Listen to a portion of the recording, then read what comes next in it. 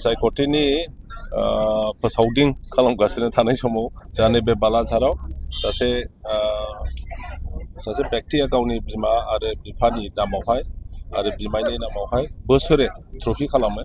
दिनै फाइनाल बे ट्रफिनि देग्लाय बोसोरनि दा बेवहाय आंखौ बेखेवनो थाखाय लिंहरदों आरो आं दा बेखेवना होखांबाय।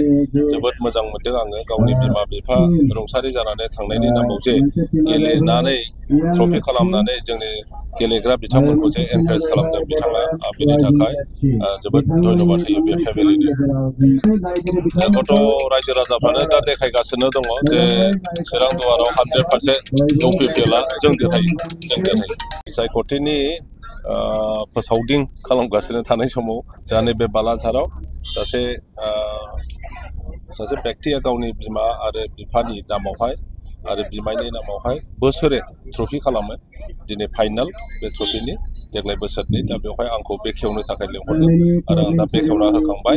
जोबोद मोजां मोनदों आङो गावनि बिमा बिफा रुंसारि जानानै थांनायनि नामाव जे गेलेनानै ट्रफि खालामनानै जोंनि गेलेग्रा बिथांमोनखौ जे एनकारेज खालामदों बिथाङा बेनि थाखाय जोबोद धन्यबाद होयो बे फेमिलिनो।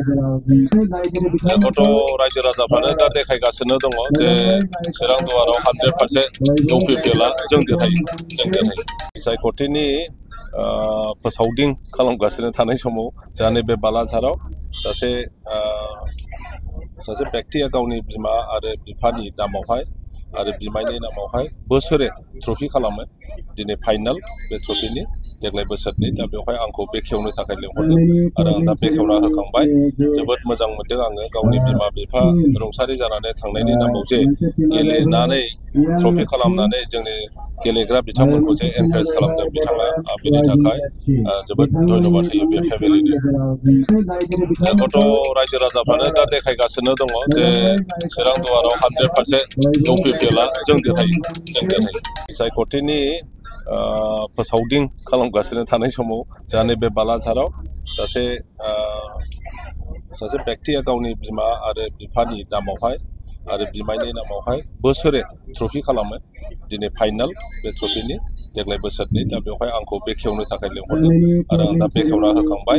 जोबोद मोजां मोनदों आङो गावनि बिमा बिफा रुंसारि जानानै थांनायनि नामाव जे गेलेनानै ट्रफि खालामनानै जोंनि गेलेग्रा बिथांमोनखौ जे एनकारेज खालामदों बिथाङा बेनि थाखाय जोबोद धन्यबाद होयो बे फेमिलिनो।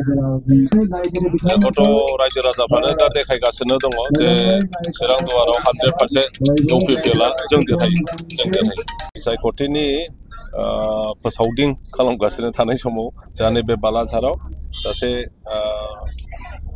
बेक्तिया गावनि बिमा आरो बिफानि नामावहाय आरो बिमायनि नामावहाय बोसोरे ट्रफि खालामो। दिनै फाइनाल बे ट्रफिनि देग्लाय बोसोरनि दा बेवहाय आंखौ बेखेवनो थाखाय लिंहरदों आरो आं दा बेखेवना होखांबाय। जोबोद मोजां मोनदों आङो गावनि बिमा बिफा रुंसारि जानानै थांनायनि नामाव जे गेलेनानै ट्रफि खालामनानै जोंनि गेलेग्रा बिथांमोनखौ जे एनकारेज खालामदों बिथाङा बेनि थाखाय जोबोद धन्यबाद होयो बे फेमिलिनो। गथ' रायजो राजाफ्रानो दा देखायगासिनो दङ जे चिरां दुवाराव 100% इउपिपिएलआ जों देरहायो।